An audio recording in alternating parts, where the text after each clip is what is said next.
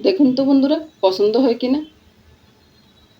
একাদশী দিনের জন্য যদি এরকম একটা সুস্বাদু খাওয়ার ভগবানকে অর্পণ করা যায়, ভগবান খুশি হবে না? আপনারাই বলুন না।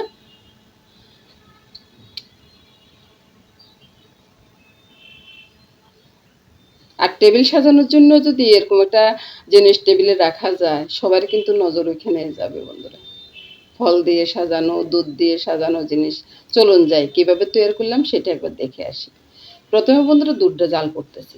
1.5 লিটার দুধকে জাল করে আমি আধা লিটার দুধে নিয়ে আসছি।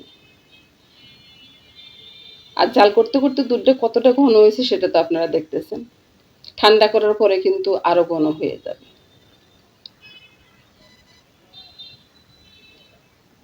এবার দুধটাকে নামিয়ে নেব, নামিয়ে ঠান্ডা করে নেব, একবারে ফ্রিজে ঢুকিয়ে ঠান্ডা করে নেব। এবার বন্ধুরা ওই ডেকটা ধুয়ে আমি জল বসিয়ে দিলাম। জলের ভিতরে আমি সাগু দিয়ে দিলাম, জলটা বলক আসার পরে আর কি। তো সাগুগুলাকে জাল করে একবারে ভালো করে জাল করে নেব, যতক্ষণ পর্যন্ত না সাগুগুলা একবারে জলের কালারটা হয়ে যায় আর কি, ততক্ষণ পর্যন্ত জাল করে নেব। তো এবার মনে হয় জাল করাটা হয়ে গেছে, আর কিছুক্ষণ হলে হয়ে যাবে। তারপরে আমি ঠান্ডা জলে সাগুগুলোকে ধুয়ে নেব আর কি।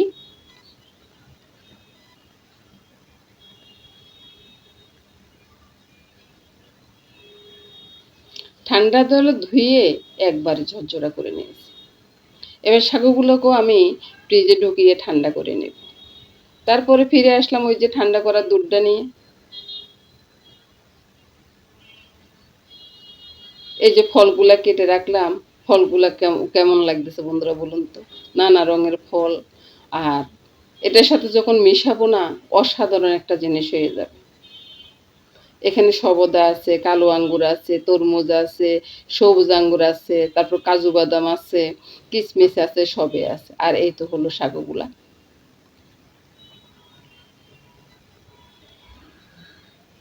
তারপরে দুধের সাথে একে একে আমি সবগুলা মেশাবো আর কি। প্রথমে সাগুটা মিশিয়ে নিচ্ছি। সাগুটা মেশানোর পরে দেখুন না কত লোভনীয় একটা জিনিস হয়ে গেল না। তারপরে একে একে আঙ্গুরগুলা মেশাচ্ছি। তরমুজ দিয়ে দিলাম, সবুজ আঙ্গুরটা দিয়ে দিলাম, কিশমিশ,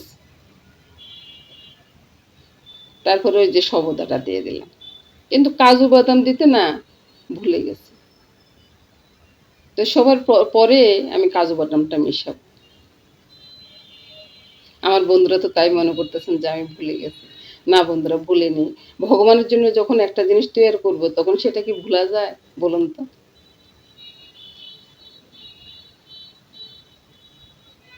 এবার উপর দিয়ে ওই যে কাজু বাদামটা আমি একটু ওই যে আধা ভাঙা করে রেখেছি আর কি, সেটাই ছড়িয়ে দিলাম।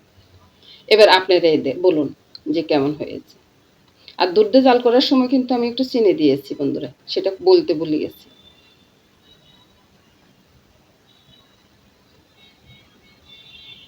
কতটা লোভনীয় হয়েছে বলুন তো বন্ধুরা। নমস্কার বন্ধুরা, সবাই ভালো থাকুন, সুস্থ থাকুন, সুন্দর থাকুন বন্ধুরা।